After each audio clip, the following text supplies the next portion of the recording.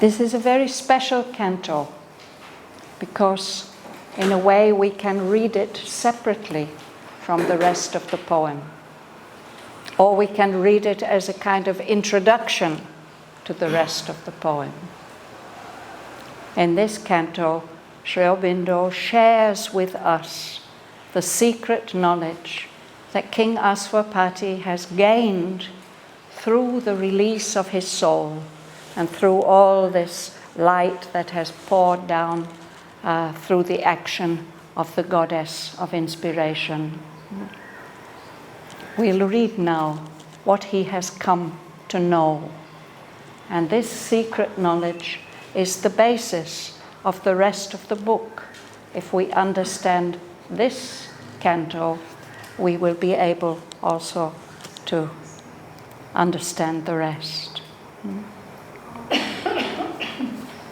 When you understand this knowledge is connected with the rest of the book? Yes, you can say, I sometimes think of this as Sri Aurobindo's Upanishad. So condensed in this, it's condensed like Upanishads are, but contained in it is all the knowledge on which not only Savitri is based, but the life divine and all his other teachings. Is secret knowledge today's birthday of Kiri? Yes. And secret knowledge is the preferred canto of Kiri. Yes. We love so much. Yes. This aspect.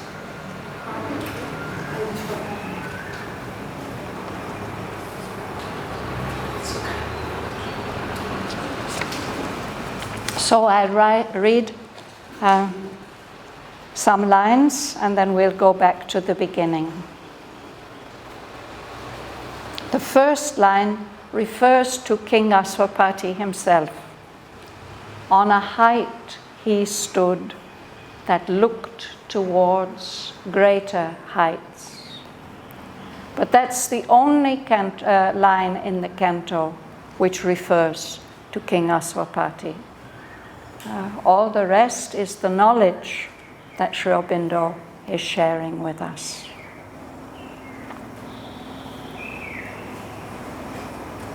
Our early approaches to the infinite, our sunrise splendors on a marvelous verge, while lingers yet unseen the glorious sun. What now we see is a shadow of what must come. The earth's uplook to a remote unknown is a preface only of the epic climb of human soul from its flat earthly state to the discovery of a greater self and the far gleam of an eternal light.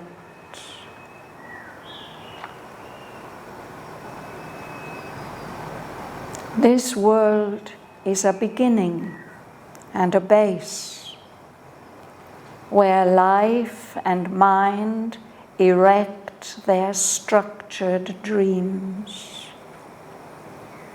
An unborn power must build reality.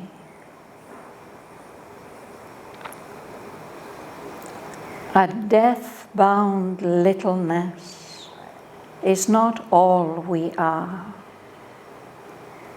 Immortal, our forgotten vastnesses await discovery in our summit selves.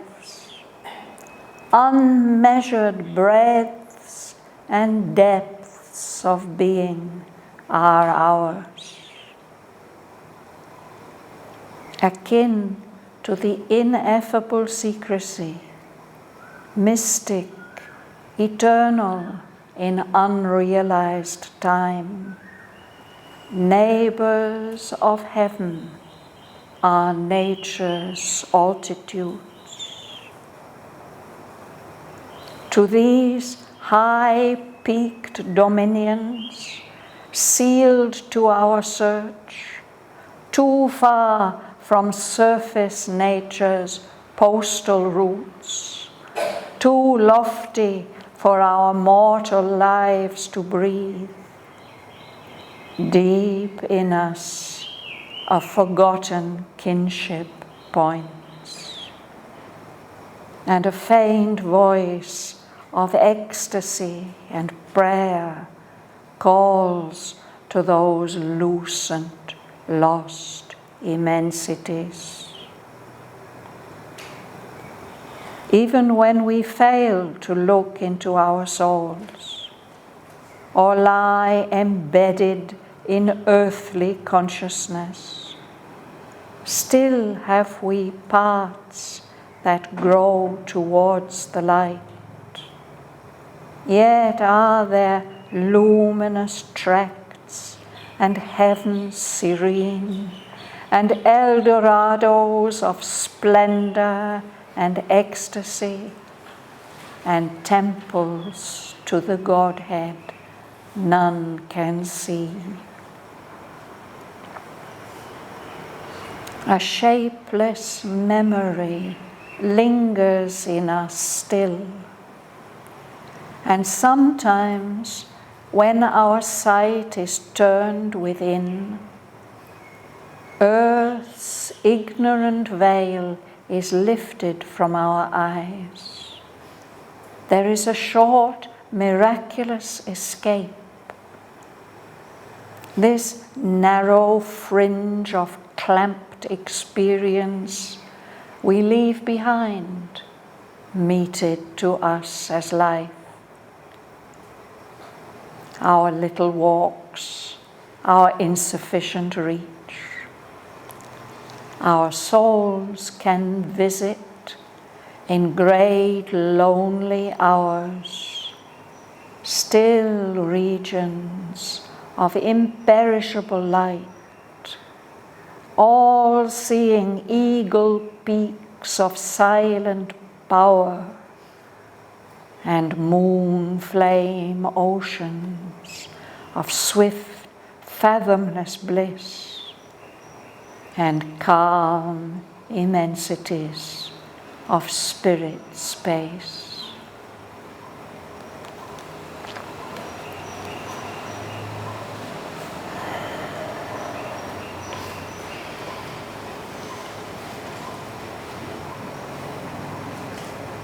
We'll start this side today, Bhavan. On a height he stood, then looked towards greater heights. Our early approaches to the infinite, our sunrise, splendors, on marvelous verge. While Lingers yet unseen the glorious sun. But now we see the shadow of what must come. Thank you.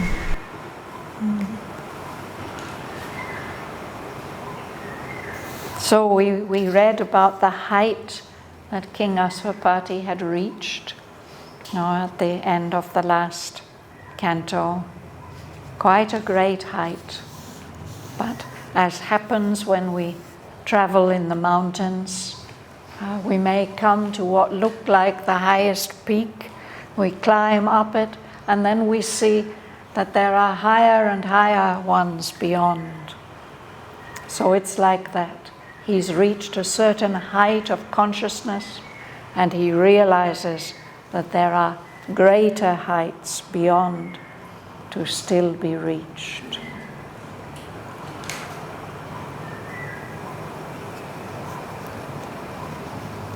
Sri Aurobindo explains that our early approaches to the infinite, when we first get a glimpse of those heights and set our feet on the path to climb them,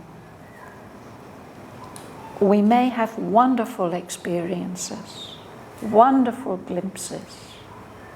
But he says those are like dawn lights, sunrise splendors, that wonderful magical light of dawn which he described in the first section of the first canto. sunrise splendors, that special light before the sun itself rises, no? While the marvelous sun is lingering below the horizon. We don't see it yet, but we see those lights of promise, the dawn lights, on a marvelous verge, on a wonderful lit up horizon. That dawn light is really beautiful and inspiring and touching. But what we see, those first glimpses, are only a shadow of all the splendor that will come, that must come in the future.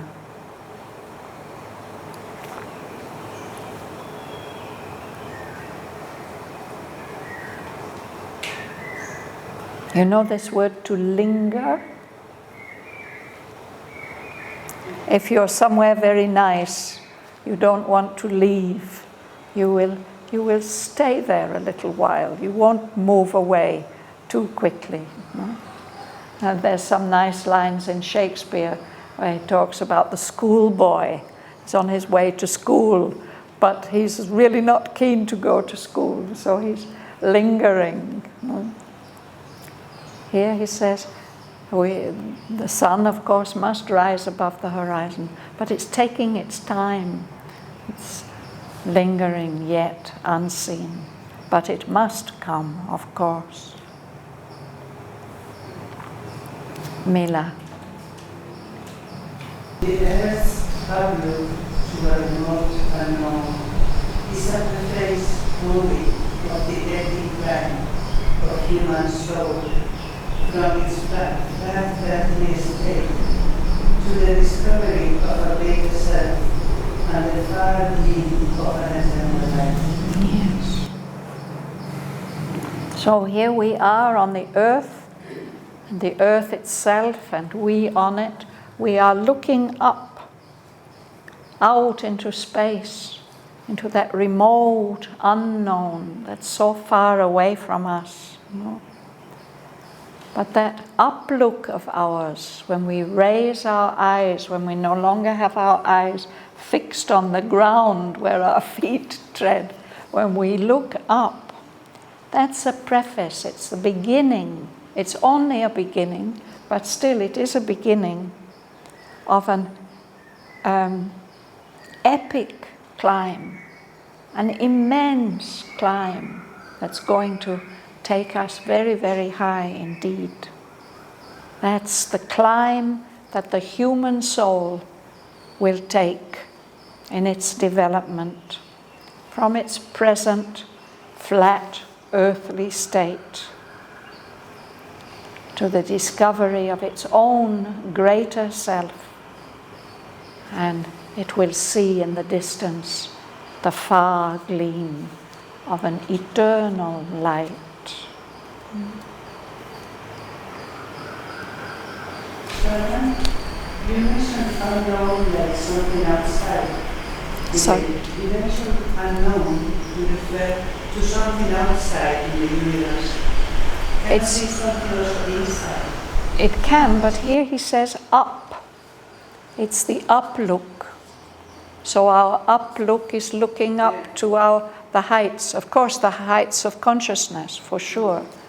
But the physical representation is us with our feet flat on the earth, and for so long human beings believed, and some people still seem to believe, that the earth is not a globe. It's not a small globe in a solar system and out in vast space. It's just flat. And they even were afraid to go too far because they might drop off the edge. No? So that's a certain state of consciousness, of being very much tied to the material earth. When we begin to look up to higher possibilities, that's the beginning of the soul's climb out of its total involvement in the material state. to the discovery of its greater self and the far gleam of an eternal light.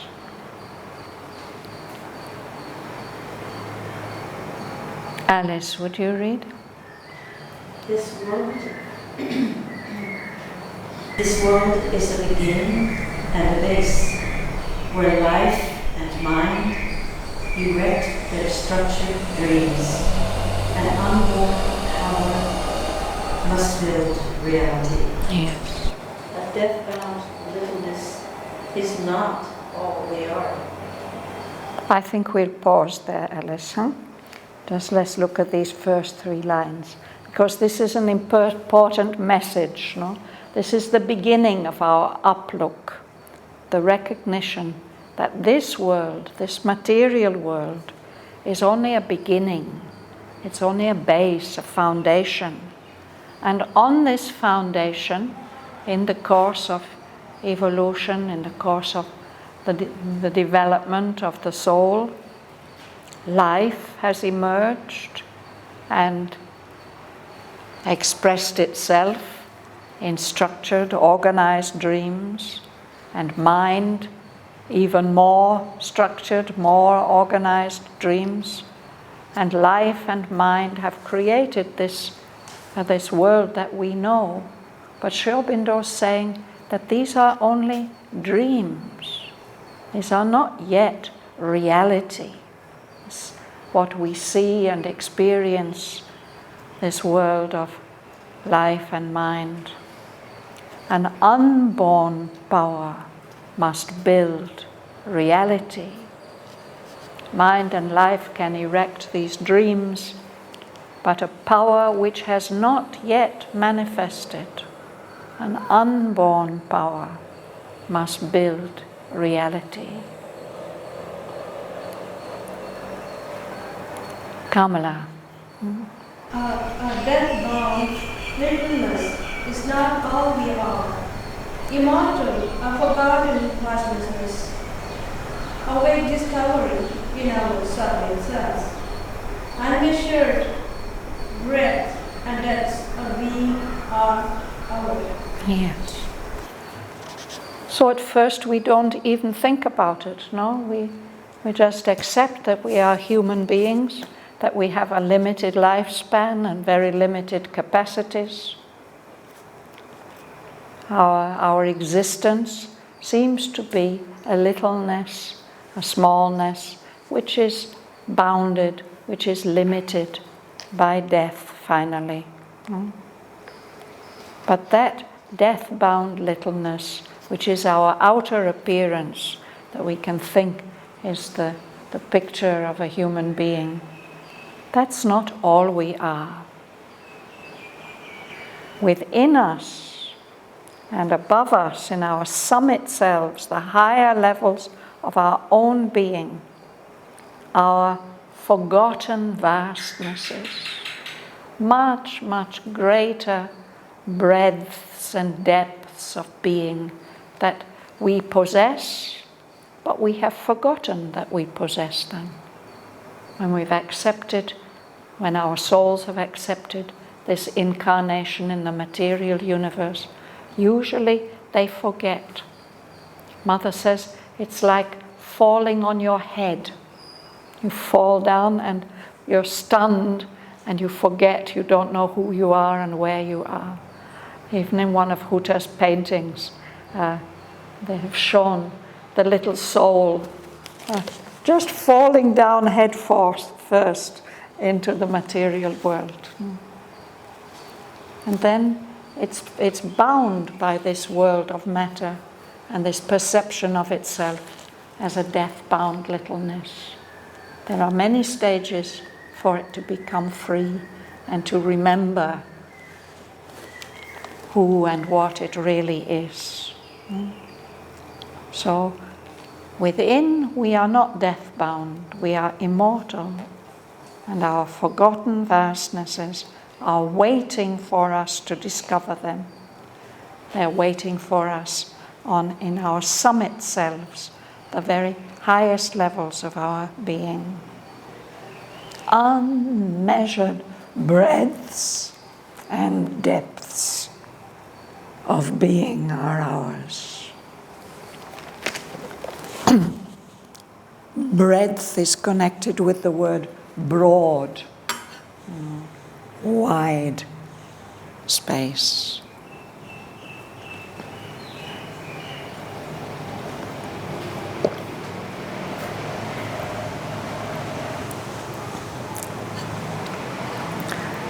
Some people have a narrow vision, some people have a broad vision.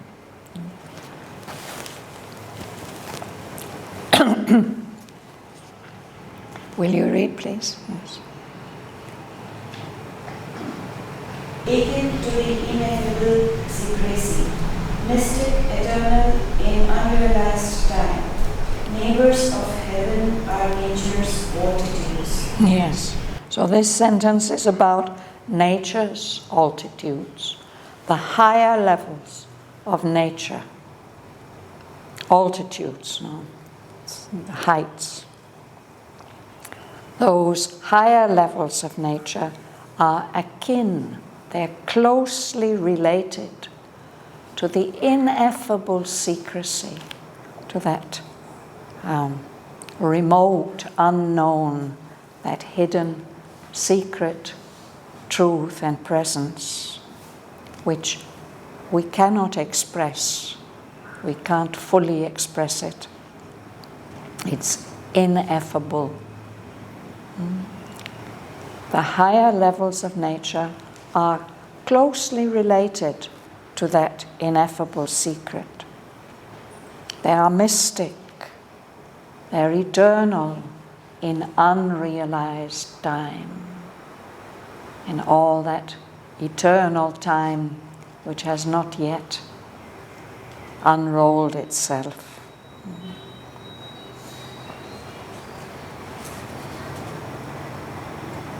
We think that we are bounded, limited by our human nature, but he's telling us that nature itself has much higher levels that are very, very close to the ineffable secrecy.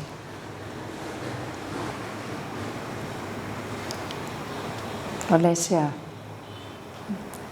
will you read? To these,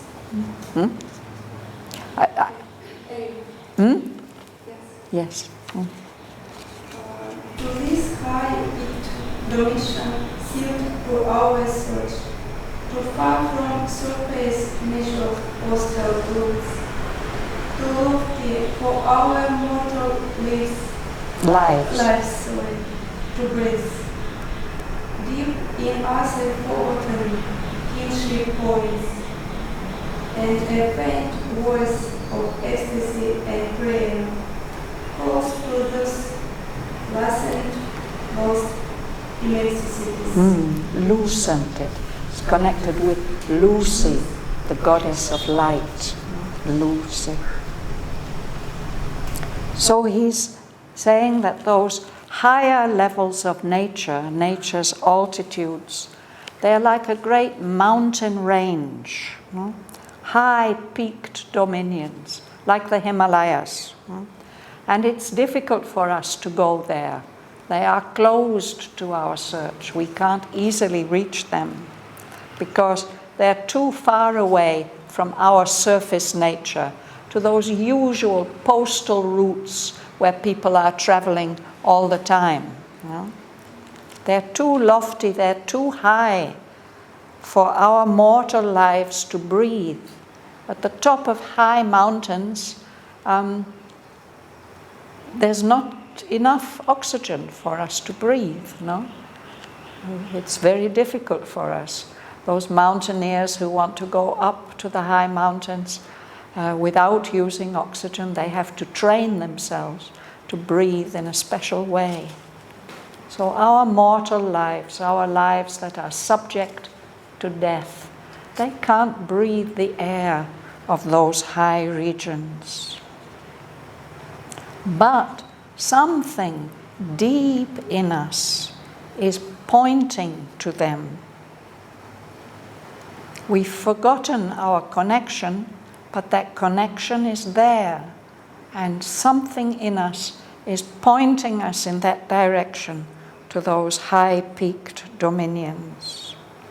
And from deep within us, there's a faint voice of ecstasy and prayer, is remembering and calling to those lost immensities, those wonderful heights which we came from and which we have forgotten, that are lucent, that are full of light. There's always something in us that remembers. Devin. Even when we fail to look into our souls or lie embedded in earthly consciousness, still have the parts that grow towards the light. Yet are there luminous tracts and ever serene, and Dorados of splendor and ecstasy, and temples to the Godhead none can see. Yes. So we may be here embedded in earthly consciousness, and we may forget, we probably often forget, to look into our souls. But that doesn't change the fact that still within us there are parts that are growing to the light, whether we are aware of it or not. And there are wonderful luminous countries, tracts, areas, territories, and peaceful, smiling heavens. Serene, it is a very beautiful word. Somebody who is serene, quietly smiling, peacefully smiling. And there are wonderful cities, Dorados of splendor and ecstasy. El Dorado, I think in Spanish it means the golden one, yes? And it was the name that was given by those first Spanish colonists who went to South America. They heard that there is a wonderful city which is full of gold, which is made of gold. And they thought that if they find it, they will become rich. So in English now the word means some glorious dream, unattainable dream, some wonderful destination which we sense is there, but somehow we can't reach it. And whether we are aware of it or not, there are temples to the Godhead none can see. That divine presence in us, which is growing in each of us. We can't see it with our physical eyes, but somewhere deep within us are those temples where that divinity is worshipped.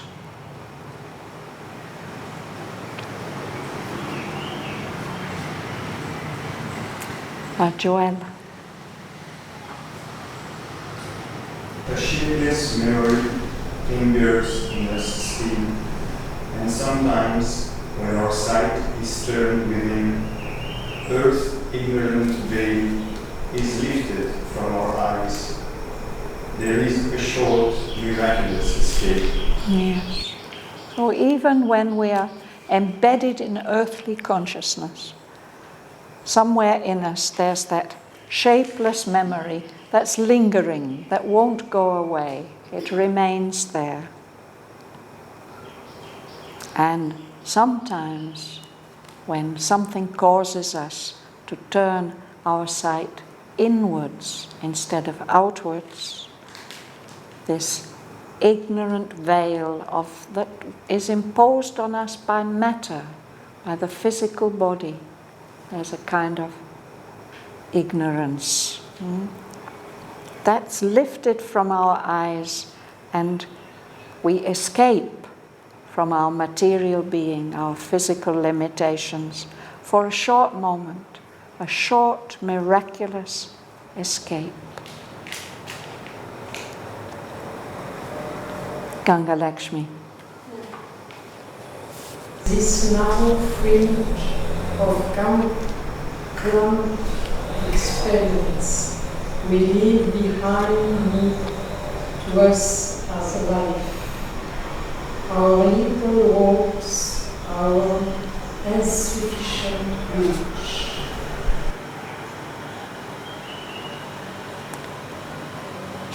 A fringe. Berbel has a little fringe. The hair comes down over the forehead. It's something at the edge. Sometimes we have a shawl, and at the end there will be a fringe. So he says what we're experiencing is just a narrow fringe of things, of clamped experience. It's so compressed, it's so fixed and rigid, that's what's been meted out to us, this little bit of life. But we are able to leave that behind. We can leave behind our little walks, our restricted pathways, our insufficient reach. We can only reach a little way. Everything else is out beyond our reach. We can escape from that clamped experience.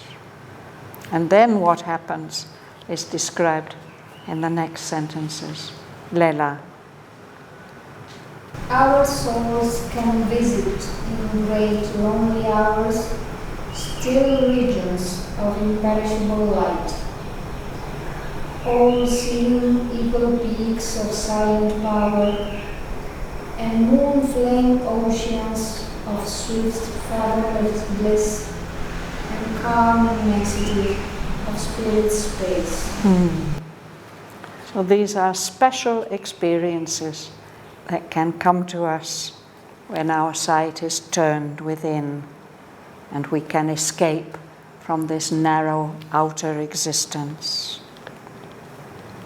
And then we seem to come into a vaster kind of time. We live great lonely hours where we are alone in vast time. We can visit still regions, very quiet, peaceful regions of imperishable light, everlasting, eternal light, which can never be ended, imperishable. We can visit eagle peaks, very high peaks like the tops of mountains. The eagles, they like to live in high places, and they are supposed to have a power of vision that can see. They can see down, they can see their prey, they can see vast regions, and they can also look up. It's said that they can look directly at the sun without being blinded. I don't know whether it's true, but in folk tradition we think of that. So the eagles are very powerful birds that can rise very high and have this wonderful power of vision. So our souls also can go up where the eagles go, into these all-seeing eagle peaks of silent power. And they can see everything from there. And we can also visit moon-flame oceans of swift, fathomless bliss.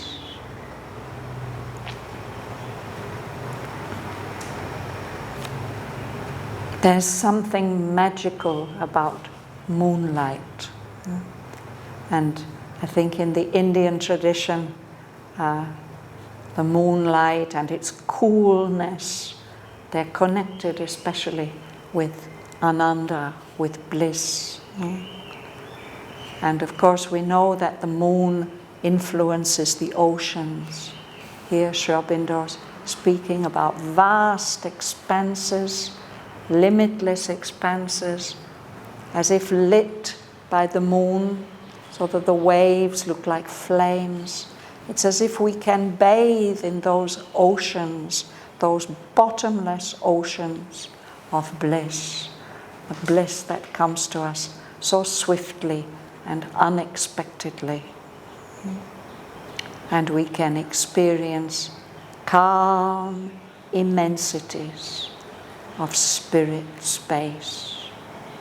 Just pure space with nothing in it. Just vast hugeness, immensities.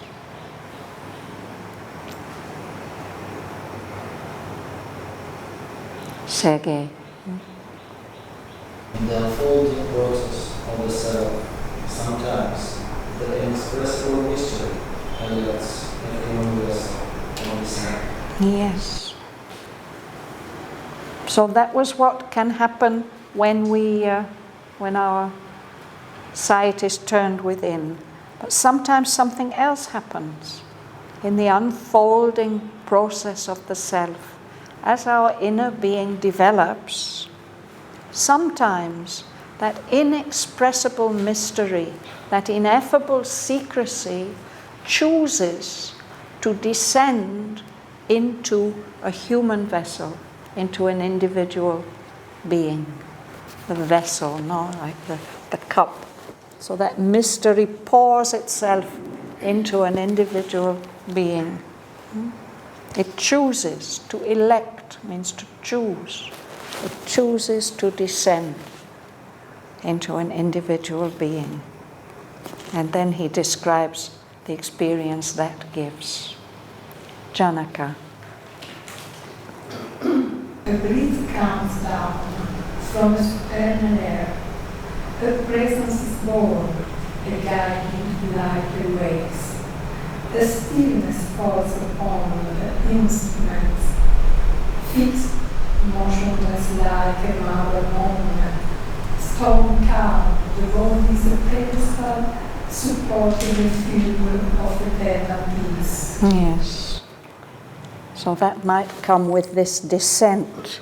It says like a powerful breath, maybe a wind coming down from some high air. No?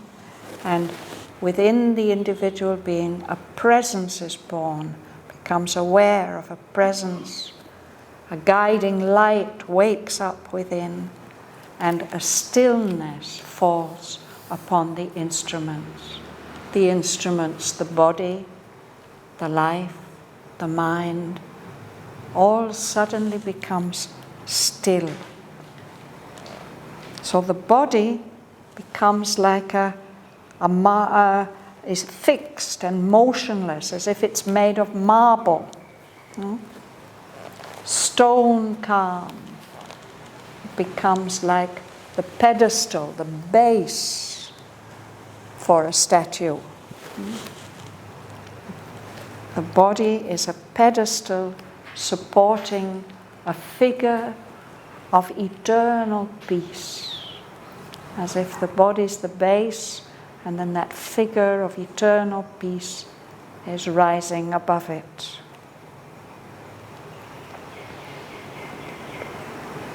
Maurice? Sorry, yeah? Sorry, Shraddhavan. The body, the marble movement. Yes, the stillness falls upon the instruments. So body, life and mind, everything becomes still. And the body becomes like marble. Mother associates marble with intense concentration. I suppose it is a rather dense kind of rock, and pure, we think of it being especially pure. And it can't move, of course, it's absolutely solid and dense. So the body is like that. And then there's the awareness of the statue which is on this pedestal. It's a figure of eternal peace. Or a very different experience. Mochi, you'll read. Or a revealing force sweeps blazing men out of some vast superior continent. Knowledge breaks through trailing its radiant seas, and nature trembles with the power of flame. Yes. So that's different from the body, everything becoming still and feeling a figure of eternal peace. Instead, there's this immense energy that descends, no?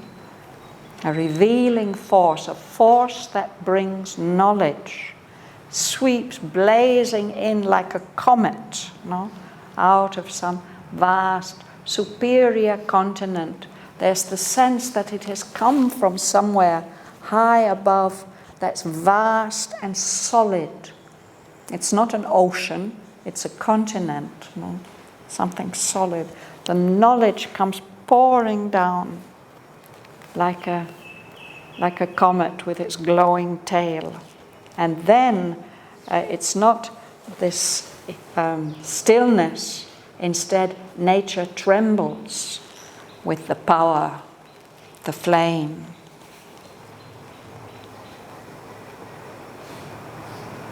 Or another experience, Martin? A greater personality sometimes possesses us, which yet we know is ours, for we adore the Master of our souls. Then the small bodily ego tints and falls, no more insisting on its separate self, losing the punctilium of its separate birth. It leaves us one, with nature and with God.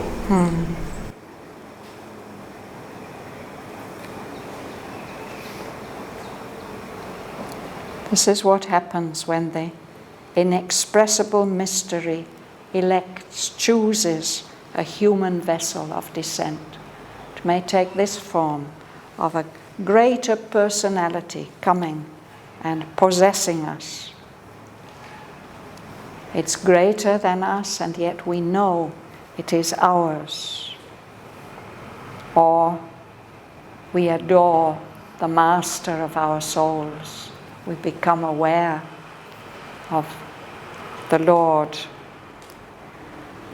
And when that happens, then this small bodily ego, which is the boundaries of our usual consciousness, it just becomes thin and fades away.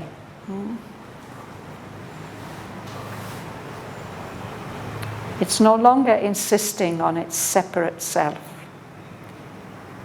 Normally for us it's so difficult to get rid of this sense of separate self, no? Here we are. Here I am inside my bag of skin. This is me. And I'm separate from all the rest of the universe.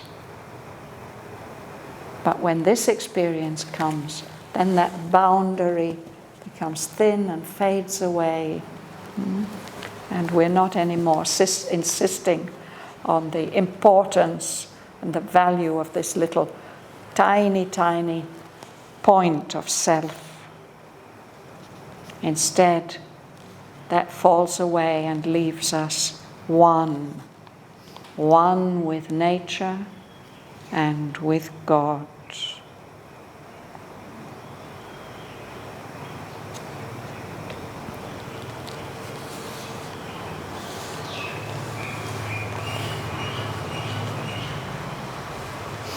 I think we'll stop there today, but on the next page he will tell us that these special experiences which human beings have, often completely unexpectedly, they come, that these are the proofs, they're the signs that we are not only a death-bound littleness, that we have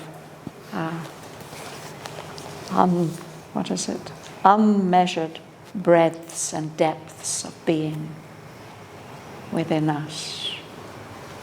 These experiences are the proof of that this little outward human form, this small bodily ego, is not all we are.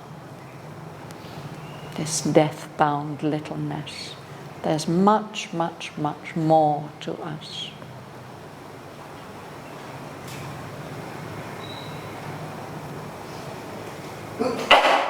Shraddhavan, may I ask you a question? Sorry? Question. Yes, question. Question to you. What is nature's altitude? Samples.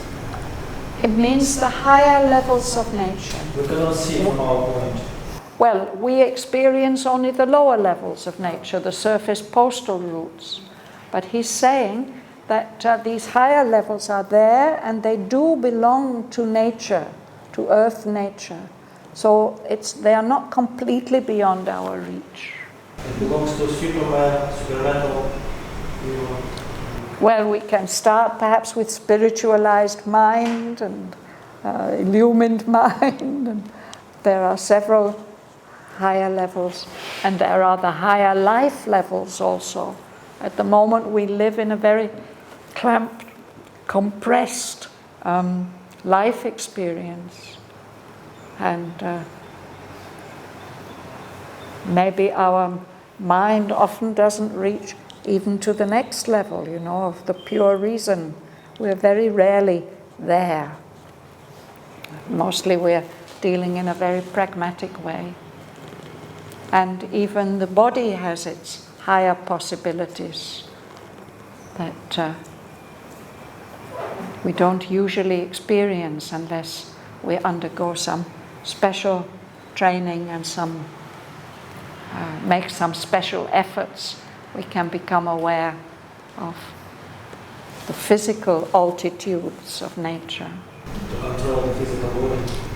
To control the physical body. Yes,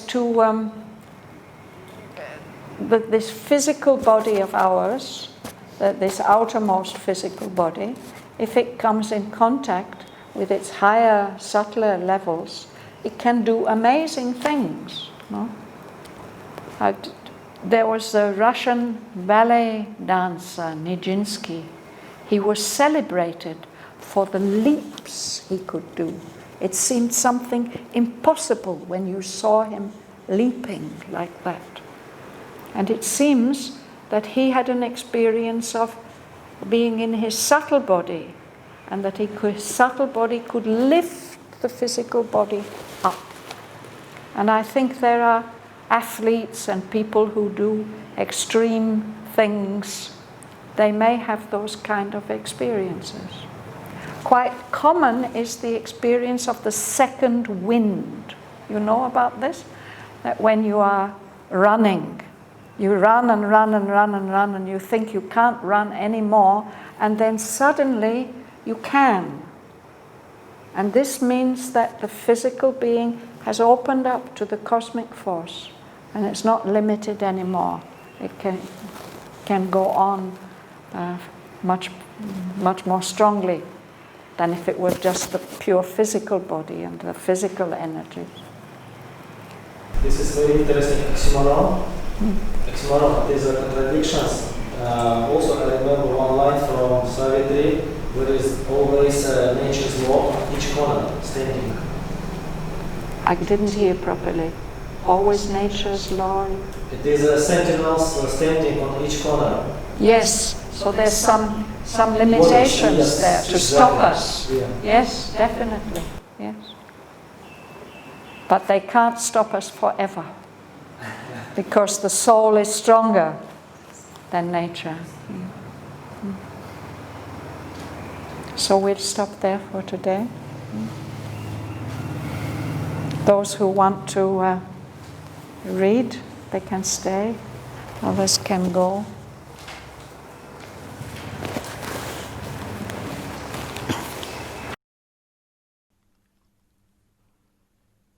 On a height he stood that looked towards greater heights.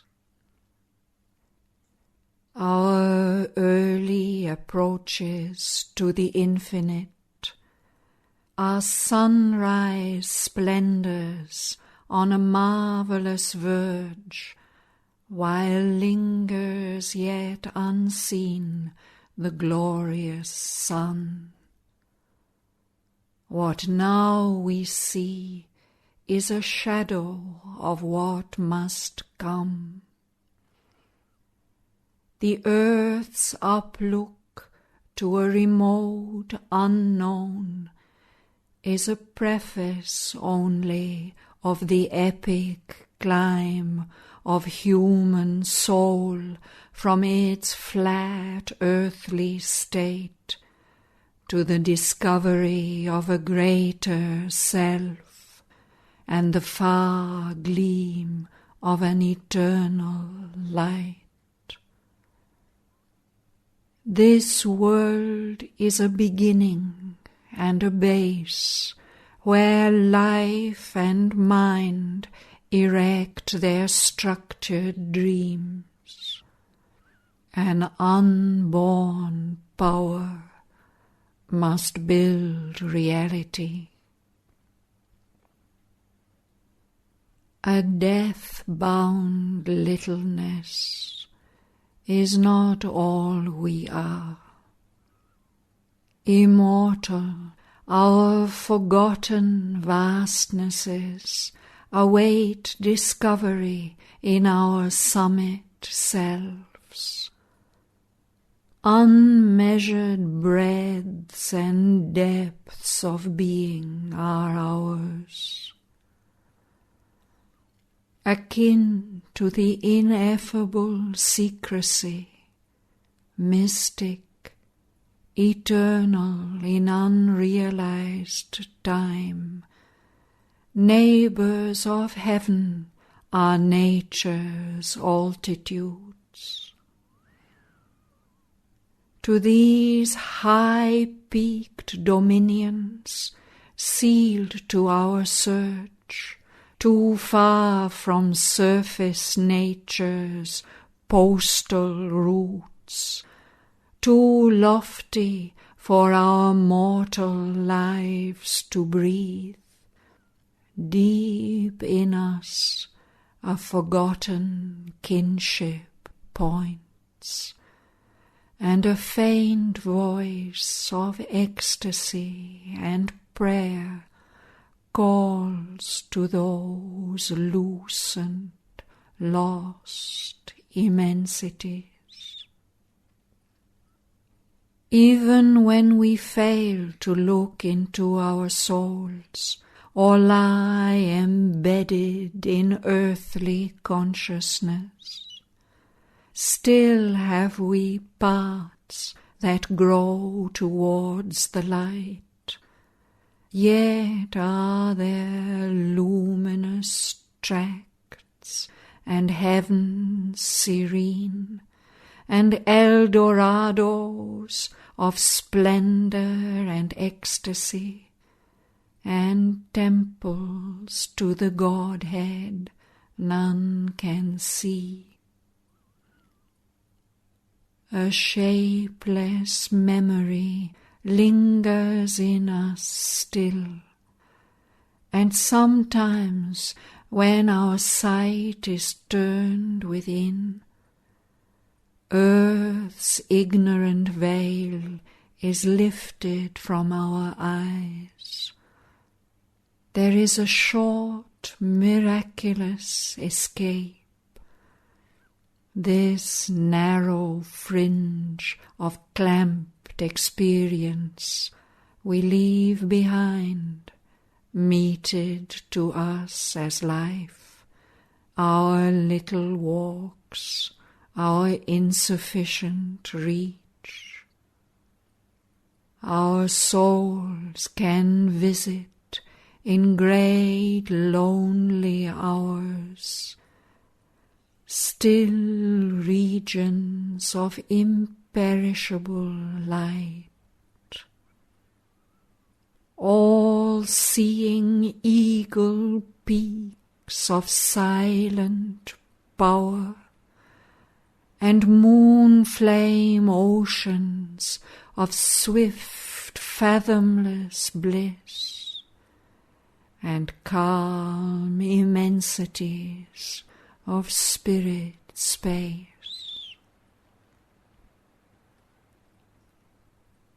In the unfolding process of the self, sometimes the inexpressible mystery elects a human vessel of descent. A breath comes down from a supernal air. A presence is born. A guiding light awakes. A stillness falls upon the instruments. Fixed, motionless, like a marble monument, stone calm, the body is a pedestal supporting a figure of eternal peace. Or a revealing force sweeps blazing in. Out of some vast superior continent, knowledge breaks through, trailing its radiant seas, and nature trembles with the power, the flame. A greater personality sometimes possesses us, which yet we know is ours. Or we adore the master of our souls. Then the small bodily ego thins and falls, no more insisting on its separate self, losing the punctilio of its separate birth. It leaves us one with nature and with God.